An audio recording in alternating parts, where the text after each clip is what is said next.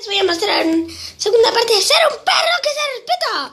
Un perro que se respeta hace lo que quiere. Shit, shit, shit, shit, shit.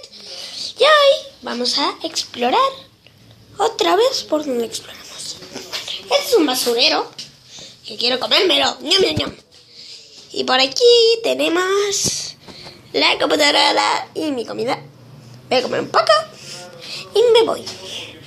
Vamos por aquí, otra vez. A ver qué hay por acá. Sin que nos note el tonto humano pelotudo. Ay, perdón. Perdón por decir eso a las chicas. Que estoy muy... No es un pelotudo.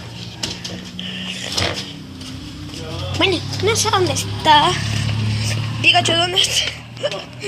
Te perdí. Sí, no, es difícil cerrar el lobito de lado afuera. Así que las cámaras lo pierden.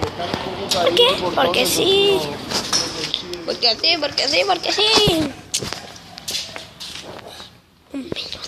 Bueno, aquí de vuelta. Todo 10 puntos. ¿Ese motor? Cuando le digo, Mila, está un beso, hasta luego. No. No está adentro. Pero estoy haciendo un vídeo de Pikachu. Andá allá adentro, acá no en el taller, te dije, dale. Bueno, vení, pica. Chicas, corran, vengan.